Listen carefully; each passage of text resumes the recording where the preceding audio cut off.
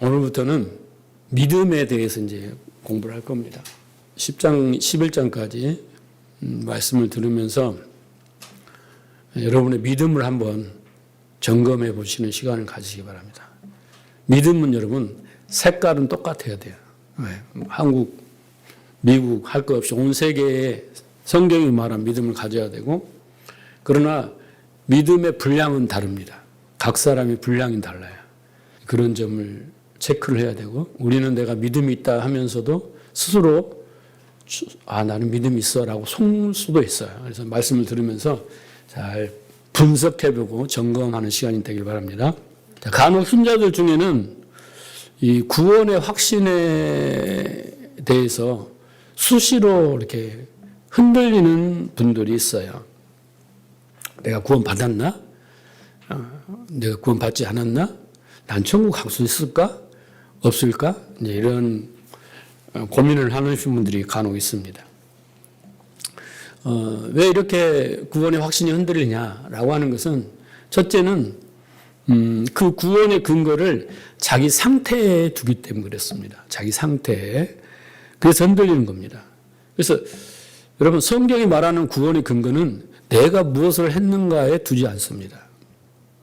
우리가 구원을 받고 구원의 확신을 갖는 그 근거가 나의 상태, 또 내가 무엇을 했는가, 여기에 따라서 달라지지 않고, 오직 예수 그리스도가 무엇을 이루셨는가, 여기에 중점을 하고 있습니다.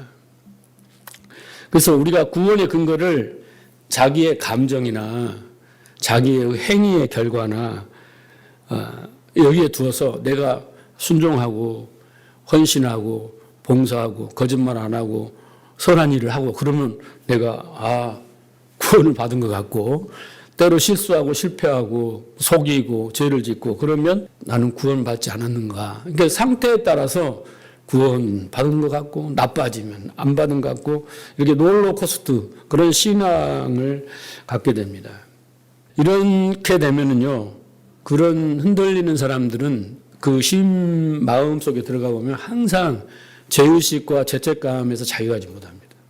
이 죄의식과 죄책감에서 자유해야 이 구원의 확신이 될 텐데, 이 죄의식과 죄책감이 있고 거기에 자기의 상태, 자기가 어떤 일을 했느냐에 따라서 뭔가를 구원을 결정하려고 하면 안 되는 거예요. 성경은 그렇게 말하지 않습니다.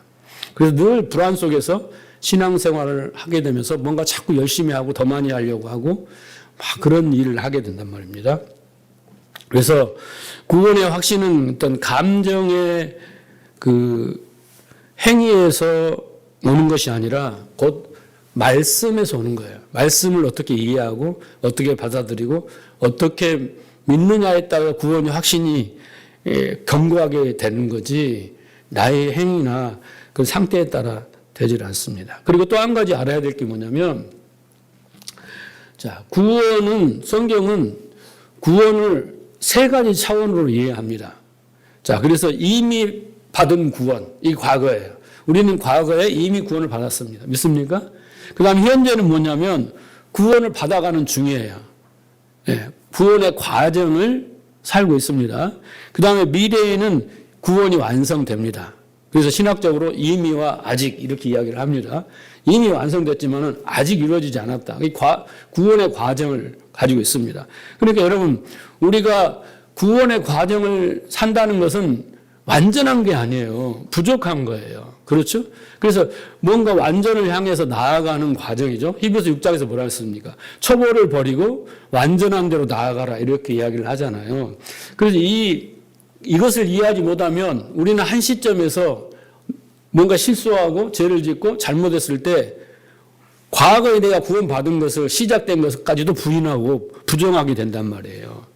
그죠? 그래서 구원의 어떤 확신, 구원의 그 기준은 하나님이 돼야 되는데, 말씀이 돼야 되는데 내 자신이 되고 내 상태가 되고 이렇게 되면은 흔들립니다. 그래서 우리는 하나님의 언약을 믿고, 그 다음에 그 언약대로 하나님이 예수 그리스도를 통해서 십자가의 죽으심과 부활을 위하여 성취하신 그 구원, 그 사실을 근거하여, 그죠? 그 그 사건의 의미, 뜻, 이런 것을 깨달아 이해하고 받아들이는 그것이 곧 뭐라고 여러분? 믿음인 거예요. 구원은 믿음과 상관이 있는 거예요. 구원의 확신은 이 사람이 아직 믿음에 대한 뭔가 없기 때문에 흔들리는 거지. 그잖아요. 근데 그 사람은 그 믿음의 문제가 아니라 자기가 행하고 자기의 마음과 감정의 상태에 근거를 둔다는 거죠. 그래서 우리가 끊임없이 말씀을 잘 듣고 그 말씀이 진리가 되어서 믿음에 이르는 것이 중요합니다. 그러면 하나님의 뜻에 따라 살게 되게 되기 때문에 그게 바로 뭐예요? 구원의 과정이에요. 우리는 지금 구원의 과정을 살고 있고 그것을 반복을 통해서 우리는 구원의 확신에 거하게 되는 겁니다. 이해하셨죠? 자, 그 한국교회가 지금 계속 상태가 안 좋고 어려운 환경 속에 눈에 보이게 1200만 성도가 750만으로 줄었다는 이야기를 제가 잘 간혹하는데, 자, 그 여러분 궁금한 것이 있어요. 그 450만이 안 나오잖아요. 안 나오면 교회 안 나오는데, 그럼 이 사람들은 구원을 받았을까? 받지 않았을까? 여러분 궁금하지 않습니까? 과연 그렇게 교회 안 나오는데 열심히 나오다가 안 온 사람, 아니면 대충 몇 번 나오다 안 오는 사람, 크리스마스 때만 오는 사람은 별 사람들이 다 있잖아요. 그럼 그런 사람들은 구원 받은 것일까? 아니면 구원을 받지 못해서 교회를 떠나가는 것일까? 이게 궁금하단 말이에요. 여러분은 어떻게 생각하세요? 자, 그래서 오늘 말씀을 잘 들으면 이 사람들의 그렇게 된 구원 받았는지 안 받았는지 그 이유를 분명히 알게 되니까 잘 들어보시기 바랍니다. 자, 오늘 본문에 보면 마지막 39절에 보면 오직 영혼을 구원함에 이르는 믿음을 가진 자라는 이야기가 나옵니다. 예. 앞에 쭉 설명하고 결론이 뭐냐면 내 영혼을 구원함에 이르는 믿음을 가진 자. 아까 구원은 무엇이 한다고 그랬어요? 우리를 구원을 뭘 한다고 그랬어요? 예수님이 구원하죠. 그게 맞는 말인데 예수님은 어떻게 구원해요? 믿음을 주셔야 돼요. 아까 그랬잖아요. 구원과 뭐가 관계 있다고요? 믿음과 관계가 있는 거예요. 예. 베드로서 1장 9절에 뭐라 했어요? 믿음의 결국은 영혼을 구원하는 거라고 했잖아요. 근데 구원과는 믿음이 관계가 되어 있어요. 근데 나의 영혼을 구원함에 이르게 하는 믿음. 그죠? 그러니까 그 믿음을 가진 자들의 특징을 이야기하는 거예요. 오늘 본문이. 그리고 11장에 넘어가면 믿음을 정의하고 이제 구체적으로 그 믿음을 가진 사람들의 삶과 어떤 사건과 그 이야기를 한단 말이에요. 이참에 여러분 믿음에 대해서 정확하게 이야기하고 성경이 말한 믿음을 내가 가져야 돼요. 믿습니다. 믿음을 가지면 망하는 겁니다. 그래서 구원은 뭘로 받는다고요? 믿음으로 받는 것인데 구원에 이르는 믿음을 가진 자는 어떤 열매가 있다라는 거예요. 어떤 특징이 있다라는 거예요. 성경이 말하는 것은 있다라는 거예요. 그리고 그것을 우리는 믿음의 성경은 역사라고 하는 거예요. 그 사람이 믿음을 가졌으면 구원에 이르게 하고 또 삶 가운데 이런 신앙 생활 가운데 뭔가 능력이 나타나는 거예요. 역사라고 표현했죠. 이런 거예요. 그러니까 오늘 나는 내 영혼을 구원함에 이르는 믿음을 가진 자인가? 라고 말씀을 통해 나를 비춰봐야 되는 겁니다. 예, 내가 만약 믿습니다의 믿음을 가졌다면 속는 거예요. 성경이 말하는 믿음을 여러분이 가지셔야죠. 예, 나는 믿음이 좋아. 아무리 노래 불러도 큰 소리 쳐도 성경이 말하는 믿음을 갖지 않으면 그럼 가짜인 거예요. 자, 잘 말씀을 듣고 점검해 보시기 바랍니다. 자, 10장 32절에 보면 전날에 너희가 빛을 받은 후에 고난의 큰 싸움을 견뎌낸 것을 생각하라 그랬습니다. 그래서 영혼을 구원함에 이르는 믿음의 가진 자의 특징은 여기서 뭐라고 했냐면 빛을 받았다 그래요. 네, 너희가 빛을 받았다라는 겁니다. 이 빛은 여러분 뭘까요? 그러니까 복음을 듣는 수준이 아니라, 그죠? 예수 믿으면 구원받습니다. 천국 가서 이 수준이 아니라 복음의 그 깊은 심오한 진리를 깨닫는 거예요. 그래서 이 사람들이 그 다음에 많은 과정을 이야기하는데 계속 나오는데 그걸 견디게 하는 거죠. 그걸 살아가게 하고 그 말씀을 따라 살게 하는 것이 빛을 받았기 때문인 거예요. 여러분 바리새인들은 빛을 받았어요? 못 받았어요? 빛을 받지 못했어요. 그죠? 말씀을 법으로만 받았지 그 법 속에 있는 진리를 받지 못했잖아요. 그런 것처럼 진리를 깨닫고 받아들인 상태인 거죠. 쉽게 말해서 예수 그리스도가 누구신지를 깨닫고 또 내가 죄인인 것을 깨닫고 구원이 어떻게 이루어지는 걸 깨닫고 그래서 그 예수 그리스도를 내가 받아들이고 이런 모든 것을 깨달은 거예요. 쉽게 말해서 마음의 눈이 열려서 하나님 뜻을 알게 된 거죠. 그래서 이제 우리가 하늘의 생명, 빛을 받았다, 진리를 받았다 이렇게 말한 겁니다. 그래서 영혼을 구원함에 이르는 그 믿음을 가진 자는 복음을 알고 이해하고 받아들이고 마음에 새겨진 자인 거예요. 그러니까 교회에 와서 여러분 복음이 뭐고 자기가 복음이 뭔지 설명할 수 없으면 그건 그 사람 복음을 이해하지 못한 거예요.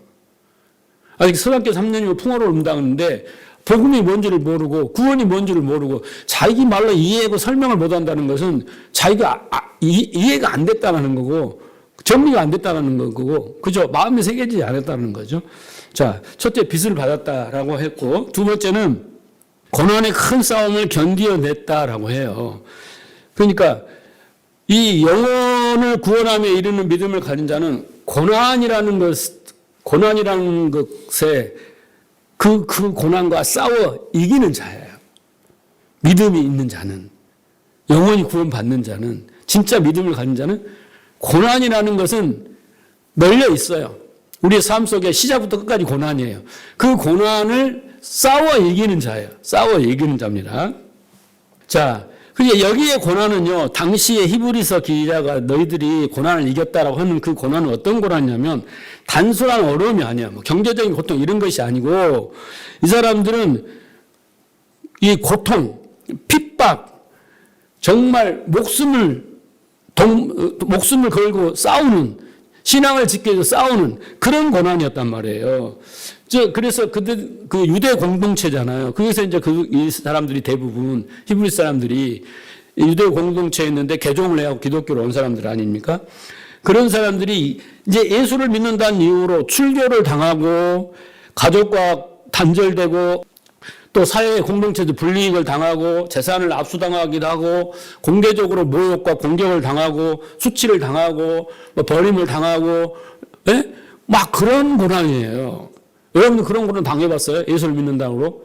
옛날에 이제 우리 한 60년, 70년, 80년 이렇게 넘으면서 막 그 며느리가 교회 다니는데 막 시어머니가 머리 잘라버리고 막 신발 감춰버리고 막 그런 것도 있긴 있었죠. 근데 여기는 엄청난 정말 목숨을 위협받는 그런 고난을 견뎠다라는 거예요. 그 고난 가운데 믿음이 어떻게 역할을 하고 어떻게 작용을 했냐라는 거예요.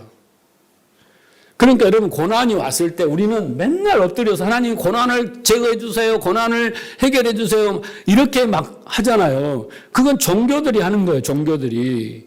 아니 하나님이 고난을 허락하셨는데 거기다 대고 막 고난을 해결해 달라고 하나님한테 때를 써. 이 목적과 이유가 있어서 주신 거잖아요. 그러니까 이 고난 가운데 믿음이라는 것이 작용을 해야 돼요. 여러분은 고난 가운데 믿음이 작용한 것 같아요? 그러니까 여기 앉아 계시겠죠? 자, 믿음은 단순한 생각이나 뭐 교리가 아니라 그 싸움을 싸워 견디게 하는 능력이에요. 네?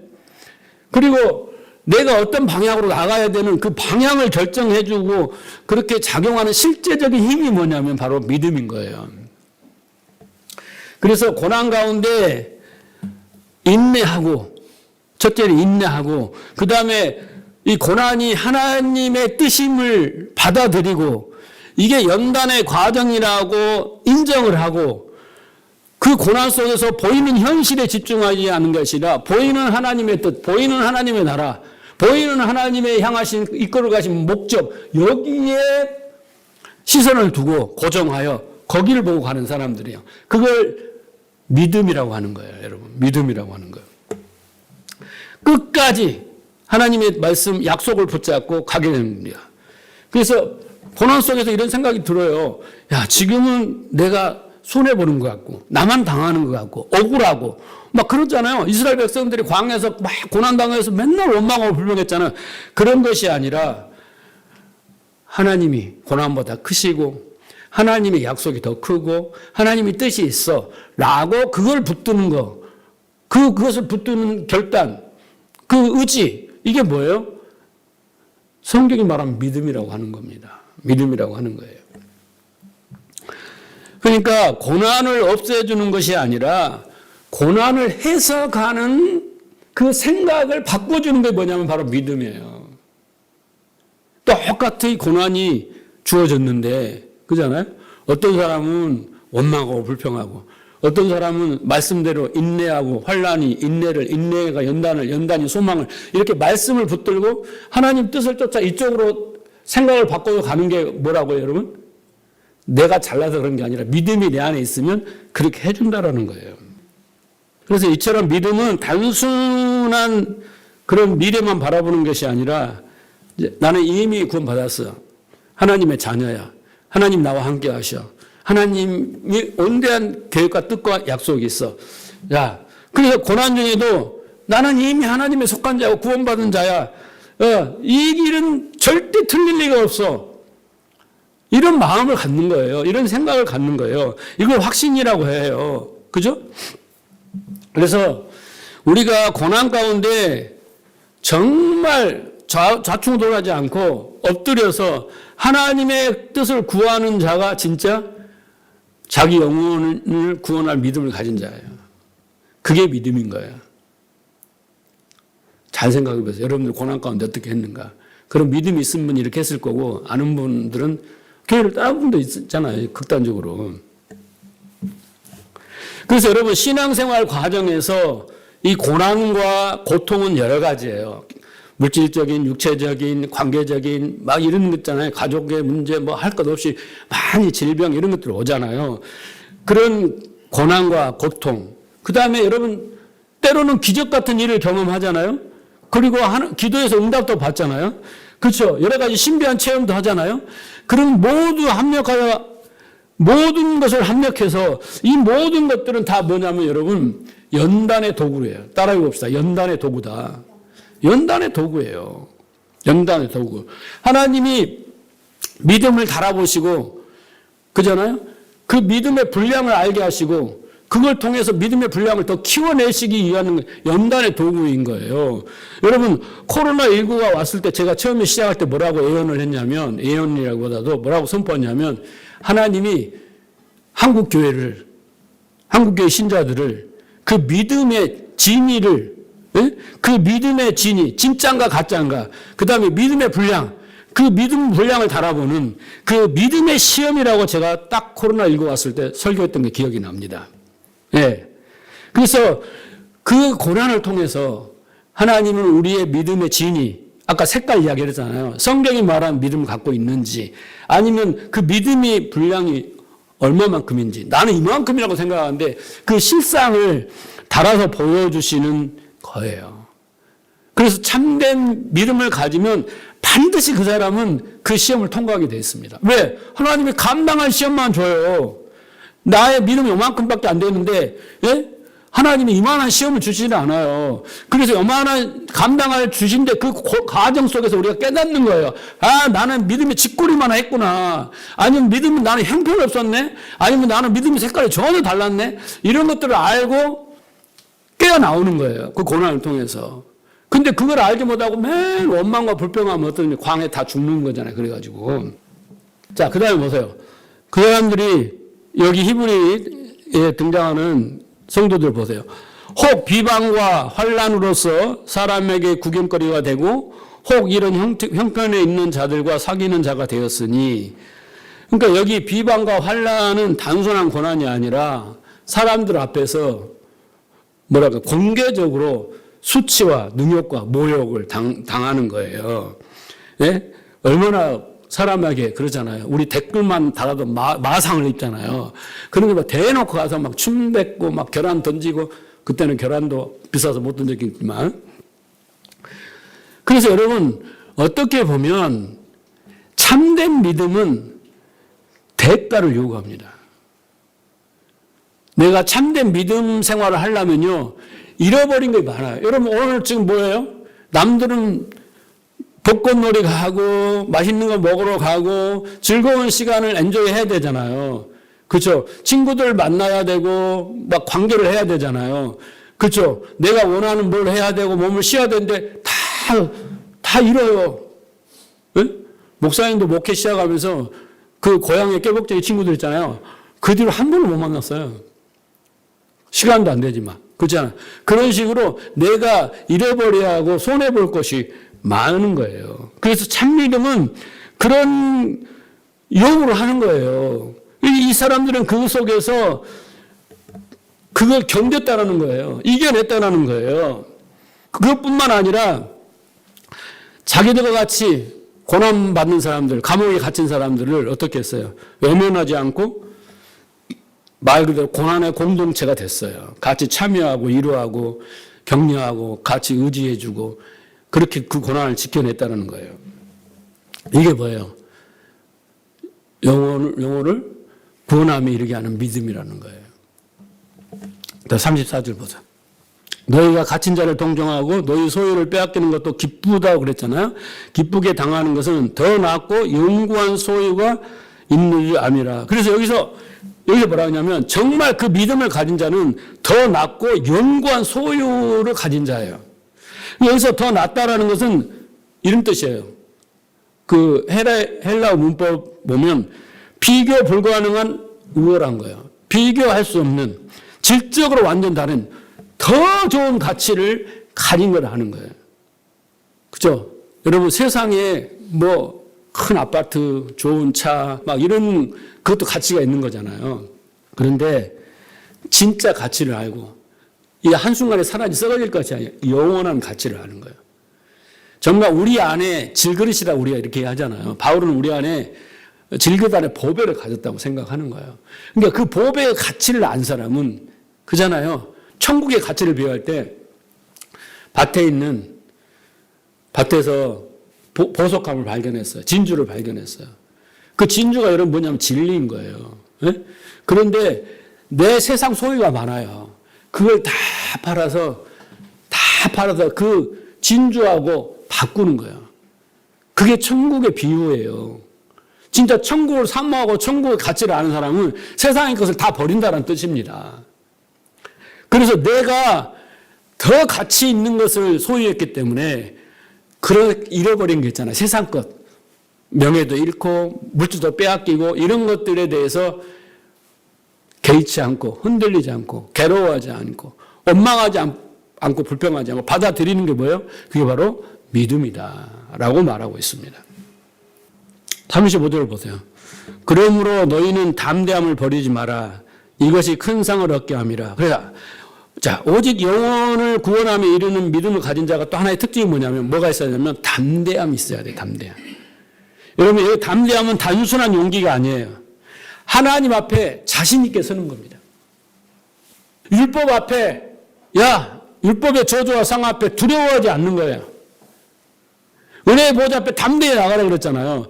여러분 하나님 앞에 서갖고 여러분이 아직도 죄의식과 죄책감에 있다고 한다면 예수 그리스도의 십자가를 부정하는 것과 마찬가지입니다. 우리는 인본적이고 도덕적이고 윤리적이고 나는 고상한 사람이어서 그래서 그렇지 내가 죄인인데 어떻게 하나님 앞에서 담대해질 수가 있어 어떻게 자신감을 가질 수 있어 이렇게 하는데 다른 건 몰라도 이 죄의 문제만은요 예수 그리스도의 보혈로 다 해결됐어요. 그러니까 딱 앞에 하나님 나 괜찮죠? 이 뻔뻔한 놈아 아니에요. 이놈 뻔뻔한 놈 봐라. 딱 그러다도 예수 그리스도를 통해서 하나님이 다 해결해 줬잖아요. 그렇지. 이게 담대함이에요. 근데 인본적이고 흉만이 가라고 인간이 고생하고 그래도 겸손하고 거만하지 않으려면 하나님 앞에 가서 아이고 죽은 죄지 이렇게 한다는 게 겸손인 것 같지만 그게 오히려 교만인 거예요. 죄인이 죄인을 인정하는 거잖아요. 근데 하나님이 너 깨끗해 의인이야 내가 인정했어. 그런데 그따 대고 자꾸 아니에요 나 죄인이에요. 이게 교만이라고요. 무지한 거고. 그렇잖아요. 담대함은 그런 거예요. 그래서 하나님 앞에 확실히 담대 쓰고 율법 앞에 율법 저주와 사망 앞에 담대하고 율법이 우리한테 막 얽매이잖아요. 순종해 막 어쩌고 막 하는 거에 대해서 자유하고, 이것이 어떤 생각에 머무는 게 아니라 마음의 확신, 그리고 그 어떤 체험적 인식을 통해서 어떻게 해요? 당당하는 거예요. 두려울 것이 없어요. 하나님의 자유예요. 여호와는 나의 목자시니 막 할렐루야 막 자유한 거예요. 내 부족하고 죄만 생각해봐. 우리는 찌그러들어야지. 쪼그라들고 하나님 앞에서 진짜 작아지고 막 이래야 되잖아요. 그게 아닌 거예요. 그래서 이런 거죠. 여호와는 나의 힘이시오. 얼마나 당당합니까? 응? 그리고 여호와는 나의 목자시니 능력 주시는 자에서 능치 못함이 없다. 없습니다. 이런 고백이 절로 나오는 거예요. 이게 담대함입니다. 그죠? 욥에 막 고난을 당하고 막 몸이 망하고 막 그러니까 욥은 처음에 자기가 의인이라고 했잖아요. 잡다고 공인한 의인이라고 했으면 담대함이 있어야 되잖아요. 주신이도 하나님이요, 거두시는 하나님이요, 말은 이렇게 막 빛 좋은 계절처럼 잘해. 근데 자기 변명을 한단 말이야. 나중에. 근데 친구들이 놀리고 그럴 때 담대하게 하나님은 이런 하나님이니 그래 끝까지 가보자. 하나님이 나를 버리시지 않는다. 하나님 나를 부르셨고 어쩌고 했는데 딱 이렇게 담대함이 있어야 되잖아요. 그 상황에 따라 찌그러지고 또 상황에 따라 막 부인하고 상황에 따라 변명하고 이러지 않는 거예요. 이게 그러지 않는 게 담대함이에요. 그래서 믿음을 가진 자는 담대함이 있어요. 그래서 이 구절은 그래서 큰 상을 얻는다 그랬잖아요. 그러니까 여러분 신앙은 따라해봅시다. 시작보다 끝까지 가는 게 중요하다. 예. 믿음이 있는 사람과 없는 사람, 그 믿음의 분량이나 믿음의 질은 과정에서는 아무 소용이 없어요. 끝까지 누가 가느냐, 끝까지 누가 교회에 남느냐, 그잖아요. 죽을 때까지 내 믿음을 지키느냐, 이게 진짜냐 아니냐로 결론나는 거지, 과정이 화려하다? 아무 소용없는 거예요. 왜? 450만이 중간에 갔잖아요, 다. 그걸 생각해 보시기 바랍니다. 그래서 믿음이 없으면 끝까지 못 가는 겁니다. 끝까지 못 가는 거예요. 자, 디모데 4장 1절 보면, 그러나 성령이 밝히 말씀하시기를 후일에 어떤 사람들이 믿음에서 떠나 그러잖아요. 믿음에 떠나는 거예요. 근데 믿음에 떠나는 이유가 잘못된 것을 가르치고 올바른 지식을 받지 않고 율법주의나 기복주의나 은사주의나 이런 말씀들의 영향을 받아서 도덕주의나 이런 걸 받아서 결국은 믿음이 되지 않아요. 그러니까 여러분 교회 안에서 저는 그래요. 목사님들이 많은 설교를 이렇게 하잖아요. 그러면 결론은 딱 한 가지거든요. 설교를 듣는 이유는 뭐 때문에 들어요? 설교 말씀대로 뭐 해라 해서 이렇게 말씀해서 복받고 상급을 쌓고 그건 여러분 성경에 그거 없어요. 그건 다 기복적이고 이 종교들이 하는 행태란 말이에요. 결국은요 교회는 기독교는 결국은 말씀을 듣는 이유는 뭐예요, 여러분? 믿음 때문에 듣는 거예요. 믿음은 그리스도의 말씀을 들음으로 난다 그랬잖아요. 율법을 들으면 안 된단 말이에요. 율법은 맨날 해라 그러잖아요. 뭐 하세요? 방법만 가르쳐줘. 누구를 닮아서 이렇게 하세요. 그렇게 하면 됩니다. 그렇게 해갖고 된 사람이 있냐고요. 그래서 신앙생활을 30년, 40년, 50년 하면은 결론은 뭐냐면 믿음의 분량이 엄청 커져야 돼요. 근데 50년 돼도 처음 시작할 때나 중간이나 변함없이 그 분량이 이만큼만 있어. 이게 뭔가 잘못 들은 거고 제대로 듣지 않는 거예요. 갈수록 더 어떻게 해요? 들음으로 믿음의 분량이 점점 커져요. 마땅히 선생이 돼서 이제는 교회에서 목사님보다 더 어떻게 능력이 있어가지고 그 말씀을 가르치고 양육하고 그럴 정도로 커야 되는 거 아니야? 상식적으로 봐요. 그런데 갈수록 어때요? 고집만 세지고 교회가 갈수록 신앙생활을 오래 할수록 자기 것만 더 강요하고 그것 때문에 더 문제가 되고 그러지 않습니까? 그렇죠? 예. 그래서 믿음의 분량이 점점 커져야 정상인데 그걸 잘못 듣고 온전한 걸 듣지 않기 때문에 믿음은 항상 똑같아. 초보 같아. 하는 것은. 열매가 없어요. 그래서 450명이 가는 겁니다. 450만이. 자, 보세요. 그래서 언제든지 우리가 이 믿음에서 떠날 수 있다는 것을 잘 염두에 두셔야 돼요.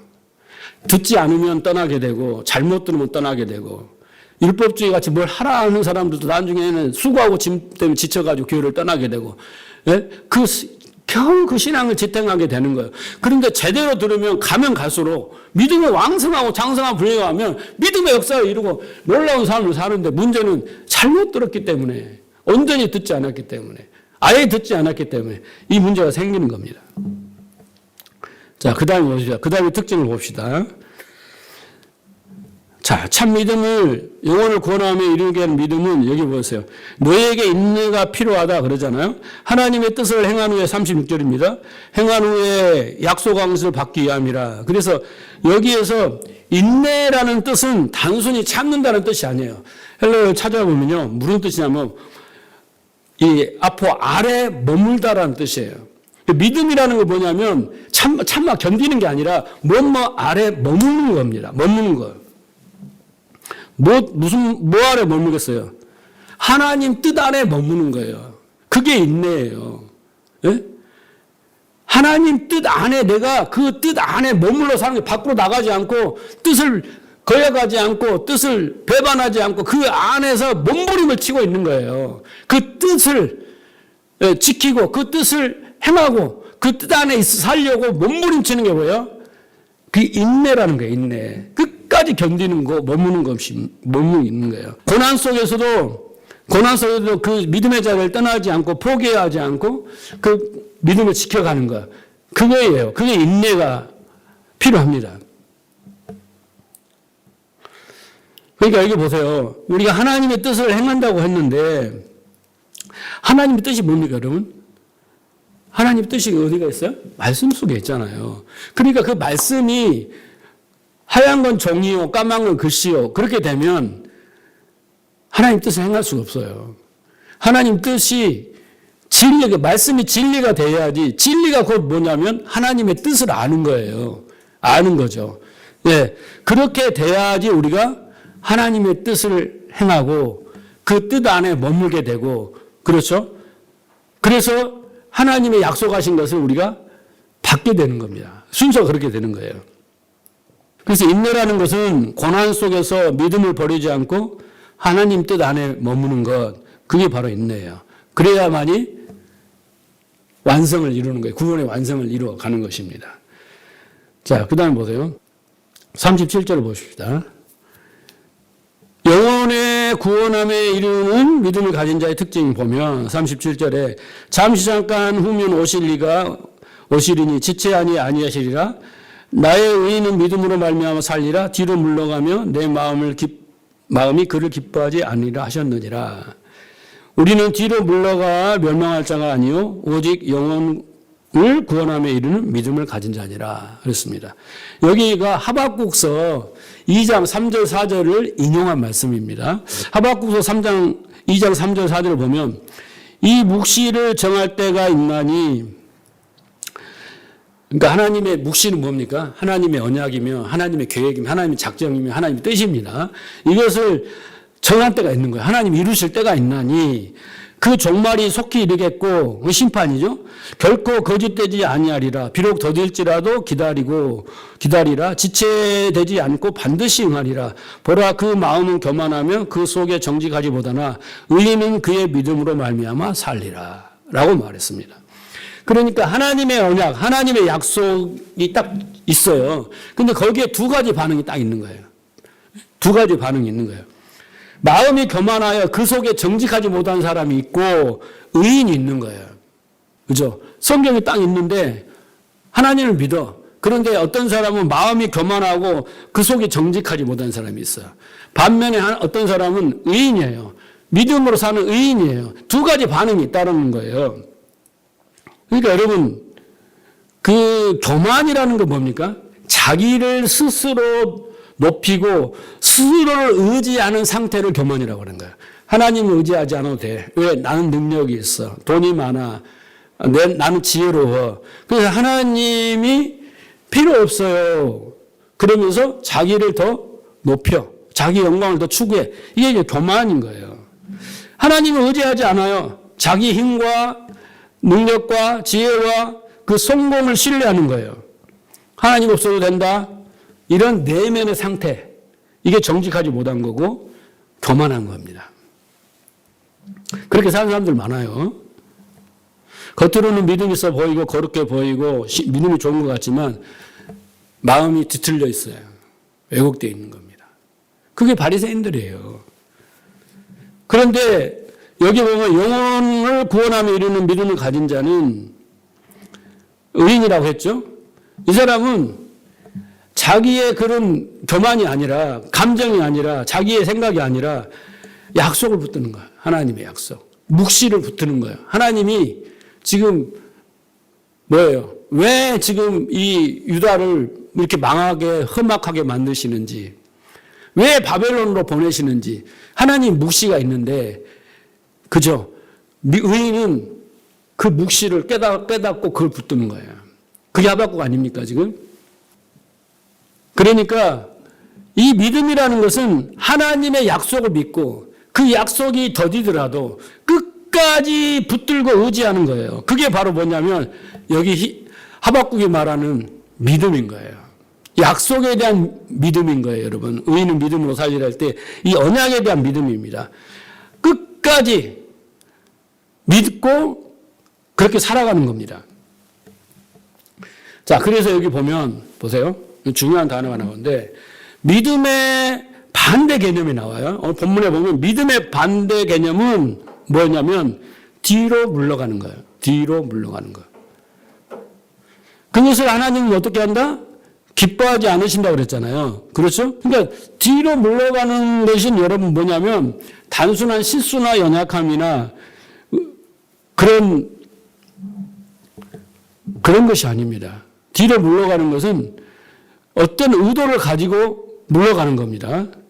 뒤로 물러간다는 것은 쉽게 말하면 여기 표현은 뭐냐면 구약으로 가는 겁니다. 율법으로 다시 돌아가는 것을 말하고 있습니다. 그 하나님은 기뻐하지 않는다 이야기하는 겁니다. 여태까지 히브리 기자는 계속 뭘 이야기합니까? 예수가 어떤 분이며 예수가 무슨 일을 했으며 예수는 제사장 중 멜기세덱 이야기를 하고 단번에 제사를 드리고 막 예수 이야기를 했잖아요. 그런데 그걸 듣고도 뒤로 물러가는 자들이 있었어요. 뒤로 물러가는 자들. 그 뒤로 물러가면 안 돼. 하나님 기뻐하지 않는다는 거예요. 그것은 믿음에 반대되는 거예요. 믿음에 반대되는 거. 39절도 보세요. 우리는 뒤로 물러가 멸망자가 아니요 그러잖아요. 영혼을 구원하며 이르는 믿음을 가진 자. 그러니까 믿음에 반대되는 게 뭐예요, 여러분? 뒤로 물러가는 자들이에요. 뒤로 물러가는 자. 뒤로 물러가는 겁니다. 여러분, 뒤로 물러가다가 보면 어떻게 되는 줄 아세요? 뒤로 물러가게 되면 어떻게 되냐? 어떤 표현이 있죠? 침륜에 빠진다 이런 말이 있어요. 침륜에. 뒤로 물러가면 빠진다라는 거죠. 네, 뒤로 물러가 물에 빠져요. 그 믿음의 반대로 가면요. 뒤로 물러가다 물에 빠져요. 자, 물에 빠진다 하면 여러분 뭘 생각해야 되냐면 노아 홍수 사건을 생각해야 됩니다. 노아 홍수 사건. 여러분 노아 홍수 사건이 무엇을 의미합니까? 잘 들어봐요. 제가 처음으로 말씀하신 거예요. 깨달음을 전하는 겁니다. 노아 홍수 사건은 여러분 뒤로 물러가 멸망하는 자와 믿음으로 사는 자를 구분해 준 사건이 뭐냐면 노아의 사건이에요. 뒤로 물러가서 믿음 없이 살면 어떻게 되냐? 물에 빠져 죽습니다. 네. 반대로 믿음으로 사는 자는 물에 빠져 죽질 않아요. 뒤로 물러가지 않기 때문에, 앞으로만 가기 때문에. 자, 여러분, 하나님은 잘 들어보세요. 노아에게 왜 120년이라는 기간 동안 배를 짓게 했을까? 여러분, 120이라는 의미가 뭐 숫자로 따지면 어떻게요? 인간이 사는 수명이 120년이라고 했잖아요. 인간은 전 인생을 120년이라고 짓는 거예요. 그죠? 그리고 여기 배를 짓는 기간도 120년이라고 이야기를 할 수 있습니다. 방주가 너무 커서 120년을 딱 지어야지, 방주가 120년 동안 지어야지 완성될 만큼 크기여서 120년을 줬을까? 그럴까요, 여러분? 만약 하나님이 홍수로 이렇게 심판해서 이 10가족만 구하려면 조금만 배만 있어도 여러분, 그잖아요. 구원할 수 있잖아요. 숱하게 하나님이. 그잖아요. 공중에 들고 계셔도 되잖아요. 40일 동안. 그런데 굳이 그 오랜 120년 생각을 해보세요. 전 인생을 그렇게 방주를 짓게 했을까? 그 이유가 이런 뭐겠어요? 아까 말했잖아요. 뒤로 들어가서 물에 빠지느냐, 아니면 믿음으로 살아서 구원받느냐, 이 이야기를 하고 계시는 거예요. 그러니까 하나님은 120년 동안을 우리의 전 인생 동안을 이 세상 속에서 하나님 백성으로서 백성다운 삶이 무엇인가를 보여주는 기간이에요. 믿음으로 사는 것이 뭔가를 보여주는 기간이 120년이에요. 노아가 방주를 짓는 거예요. 그러니까 구원이 완성이 되잖아요. 방주를 타잖아요. 그죠? 근데 방주를 타는 것은 마지막에 완성이에요. 그런데 방주를 타기 전에 방주를 짓는 그 과정이 더 중요한 거예요. 그게 우리의 신앙의 여정이면 인생의 여정인 거예요.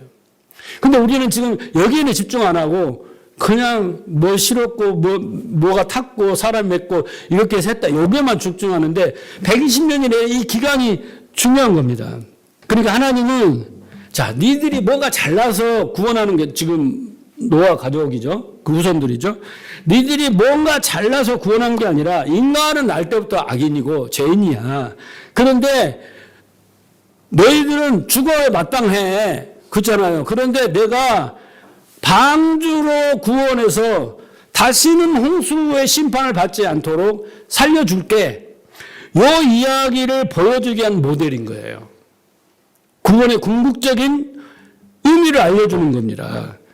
그러니까 노아의 언약을 던지기 위해서, 구원의 언약을 던지기 위해서 노아를 택했고 방주를 모형으로 택해서 하나님이 구원을 우리에게 너희들은 애초부터 죄인이고 죽어야 돼.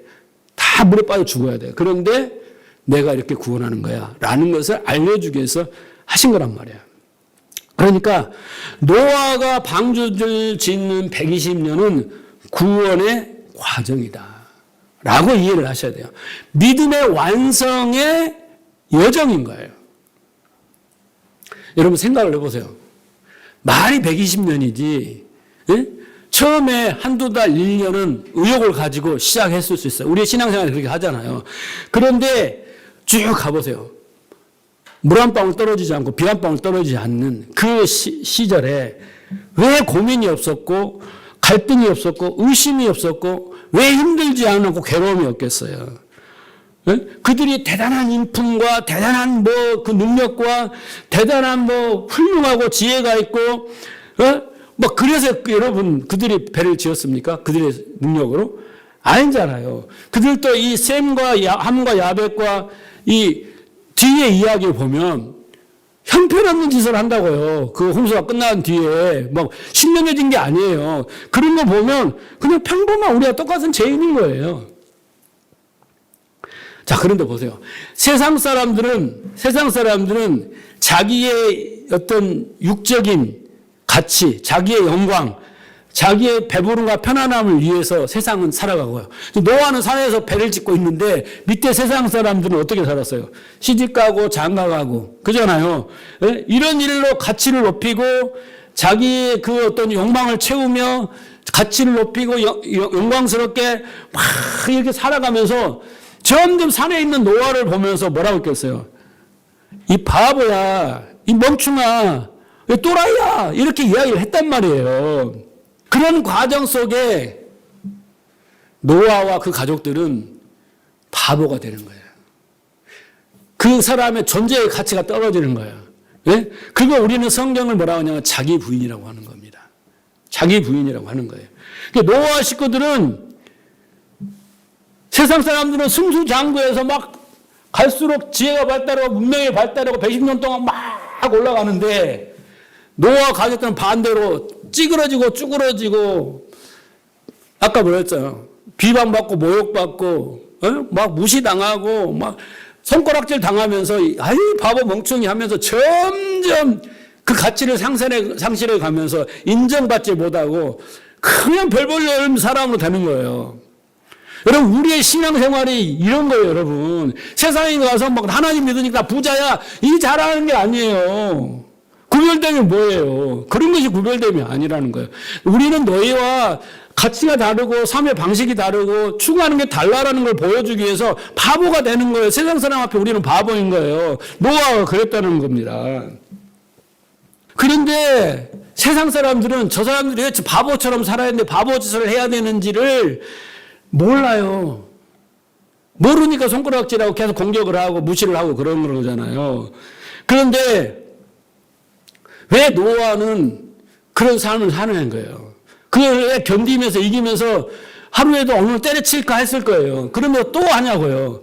그는 하나님에 의해서 그 뜻을 전달받았기 때문에 그 하나님의 말씀이 진리가 되었기 때문에 꼼짝없이 그걸 할 수밖에 없게 된 거예요. 그게 뭐예요, 여러분?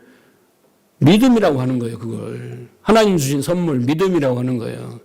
내가 그렇게 결단해서 하는 거 아닙니다. 노아가 결단해서 하는 게 절대 아닙니다. 근데 세상 사람들은 왜 물에 빠져 죽어야 되는지, 왜 멸망을 받아야 되는지, 왜 사망에 가야 되는지, 왜 지옥을 가는지 모른다고. 그 노아는 다 알았다니까요. 그 알고 깨달은 믿음이 그 120년을 견디는 거예요. 그 견디는 게 뭐예요? 인내 아닙니까? 그게 과정인 거예요. 그게 마태복음에서 예수님이 뭐라 그러냐면, 그들은 왜 세상에 죽어가야 되고, 왜 부인돼야 되는지, 자기 분을 해야 되는지를 모르고, 홍수가 닥칠 때까지 그들은 몰랐더라. 라고 말을 하는 겁니다. 모르는 거예요. 예? 그게 히브리서 기자는 지금 이게 세상이며 이게 율법주의며 이게 유대인들이라 이렇게 바리새인들이라고 지금 말하고 있는 겁니다. 뒤로 물러가면 진물에 빠져 결국 홍수 속에 빠져 죽게 되는데 왜 우리가 죽어야 되지? 왜 우리가 죽어야 되지? 왜 우리가 부인돼야 되지? 왜? 우리가 왜 티끌이지? 이렇게 막 대드는 거예요. 그런 거에 대해서 답을 갖지 못하는 거예요. 그런데 노아와 그 식구들만 알더라는 거예요.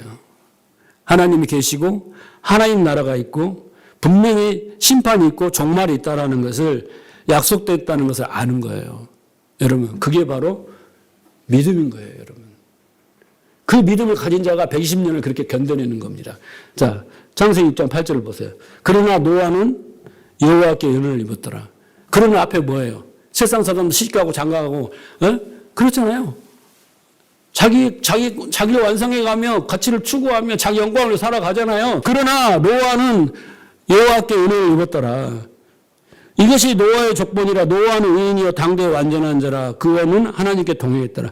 그래서 노아가 은혜를 입은 게 뭐예요, 여러분? 하나님의 뜻을 안 거잖아요. 심판을 안 거잖아요. 그래서 구원을 안 거잖아요. 그게 뭐예요, 여러분?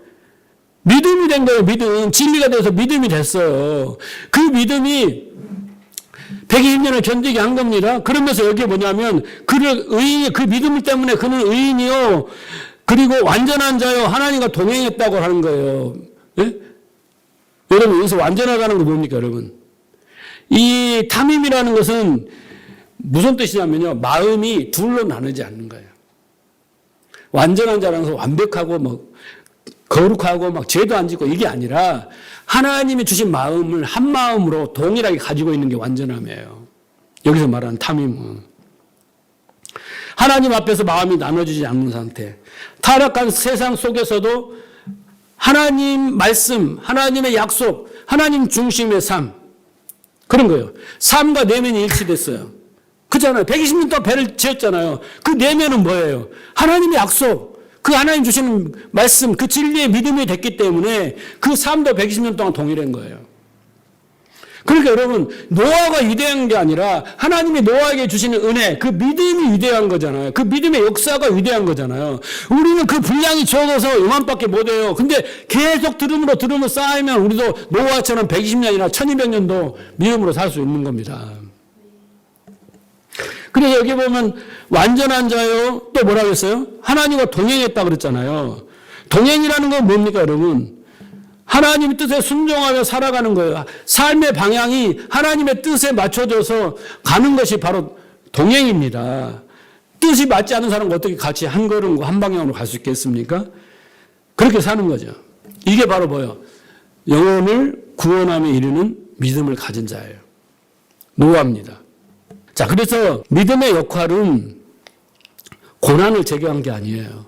고난 속에서도 버티고 견디고 끝까지 견뎌내는 힘이 뭐예요? 믿음인 겁니다. 보이지 않는 약속을 붙듭니다. 받은 은혜를 기억합니다. 예, 여러분 힘들 때 다시 구원의 시작점으로 가야 돼요, 여러분은. 예? 내가 기적을 경험하고 첫사랑이 빠지고 그거부터 다시 시작해야 돼. 그것을 기억해 놔야 돼요. 그때의 그 열정, 주님을 위한 헌신, 그때 했던 결단, 그걸 기억해내야 되죠. 그걸 보고 내 정체성을 지키며 미래의 영광을 바라보며 정말 지금 고난을 허락하신 하나님의 뜻을 분별하며 끝까지 인내하는 거죠. 하박국처럼. 그죠? 이게 뭐예요, 여러분? 영혼을 구원하며 이르게 하는 믿음인 거예요. 이 믿음 있어야 되죠. 예. 아까 최호수에 제가 교회에 나오지 않은 450만은 구원 받았냐, 안 받았냐 말씀했죠. 했죠. 여러분 답이 나왔습니까? 여러분 세 부류가 있어요. 그 450만을 세 부류로 나눌 수 있습니다. 첫째는 참된 믿음이 처음에는 있었을 수 있겠죠. 근데 그 믿음의 분량이 너무 약해요. 연약해요. 그래서 시험과 상처와 인간관계 이런 갈등으로 교회를 떠납니다. 물론 여전히 약하지만 믿음의 가능성을 가지고 있을 수 있어요. 그런 사람, 그런 신자들이 있어요. 성경은 일시적으로 우리가 흔들리고 믿음을 떠날 수 있다고 이야기를 하니까 그런 경우가 있어요. 두 번째는 뭐냐면, 두 번째 떠난 사람은요, 처음부터, 히브리서 6장에서 말하죠. 처음부터 그리스도 안에 속하지 않는 사람이에요. 종교인이요. 라이센스로 자기의 필요해서 교회 왔다가 필요가 없어서 떠나는 사람들이 있고요. 세 번째는 의도적으로 떠나는 사람들이 있어요. 다른 목적으로. 예, 복음도 알지만은 돌아서는 거죠. 왜? 다른 가르침을 쫓아가는 사람들이에요. 그러니까 결국 여러분, 믿음은 내가 믿음이 있느냐, 어쩌냐, 구원을 받았느냐, 어쩌냐, 이런 거하고 자꾸 물어보는 것보다도 예수님은 좋은 나무는 좋은 열매 맺는잖아요. 근데 그 열매가 딱 한 가지가 뭐냐면 끝까지 가느냐는 거예요. 끝까지 가느냐는 거죠. 그죠? 예를 들어서 고난 속에서 어떻게 하느냐 이런 것처럼 끝까지 가느냐예요. 그 다음에 두 번째는 그 사람의 믿음의 분량이 점점 장성한 분량으로 이루고 있느냐 이걸 봐야 돼요. 믿음이 없다고 하는 게 아닙니다. 처음에 믿습니다고 믿음으로 시작해요. 그러나 그 믿음으로 종교인처럼 바리새인처럼 가질 수 있으나 자 이쪽으로 와서 내가 진짜 올바른 믿음을 가졌다 하지만 이 사람은 초보예요. 초보는 언제든지 떠날 수 있고 시험에 무너질 수 있어요. 그러나 이 사람이 끝까지 가느냐 간다. 그런데 이 사람의 분량이 점점 커지느냐 요걸 봐야 되는 거예요. 제가 우리 교회를 거쳐간 많은 청년들도 있었고 많은 성도들이 있어요. 그럼 저는 생각할 때 그래요. 왔다 갈 수 있고 상처받고 갈 수도 있어요. 그런데 문제는 뭐냐면 문제가 있어요.